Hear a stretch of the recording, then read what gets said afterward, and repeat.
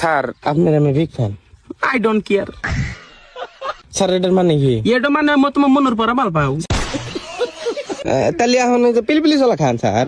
গাড়ি তো চলাই না, খাও বই খাও, তুই পিছত বই থেকে মানুষ লই যায়।